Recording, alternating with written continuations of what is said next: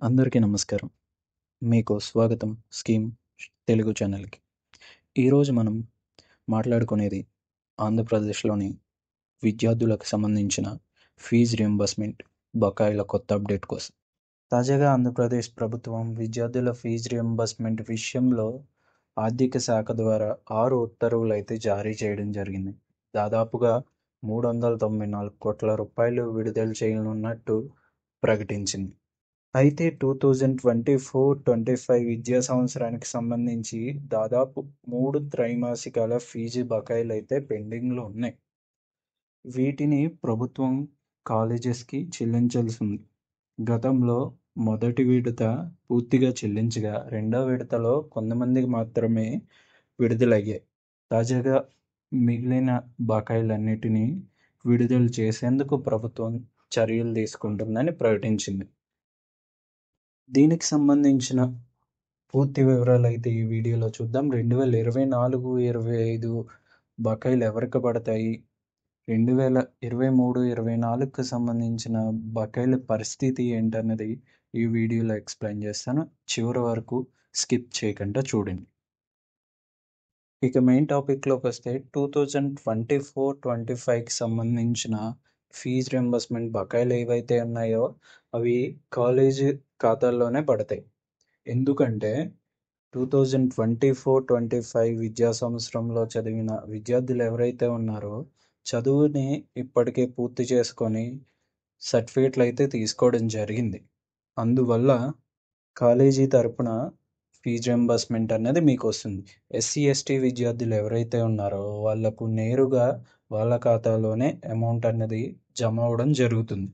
ఇకపోతే 2023-24కి సంబంధించిన బకాయిలు ఎందుకు ముందుగా రిలీజ్ చేయలేదు అంటే, కాలేజీ యాజమాన్యాలు ఏవైతే ఉన్నాయో అవి విద్యార్థుల వద్ద ఫీజు వసూలు చేయకుండానే సర్టిఫికెట్లు ఇచ్చేసామని ప్రభుత్వానికి ఒక నివేదిక అనేది సమర్పించాయి.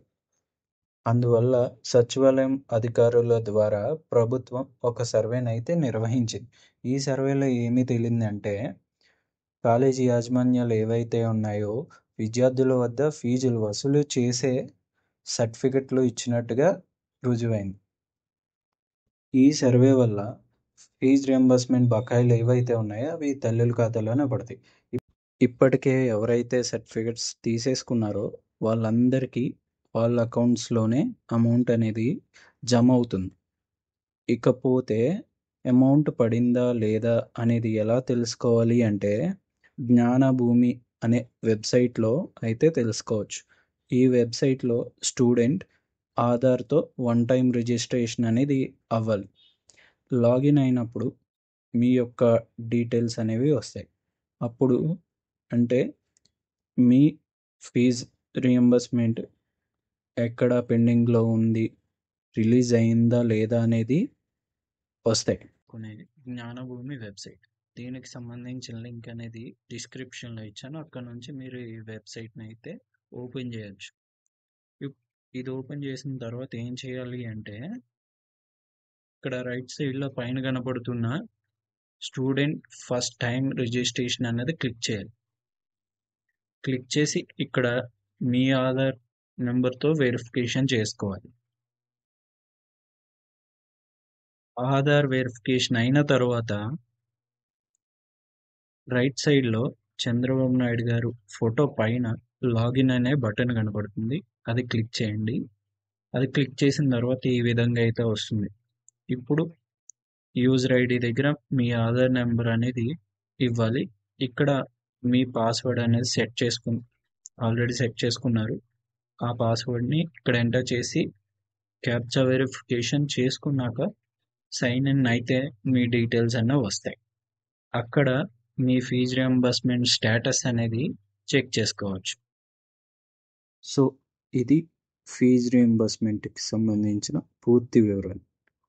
ఈ వీడియో మీకు నచ్చినట్టయితే లైక్ చేయండి, షేర్ చేయండి. ఇలాంటి వీడియోస్ కోసం మా ఛానల్‌ని సబ్స్క్రైబ్ చేసుకోవడం మర్చిపోవద్దు.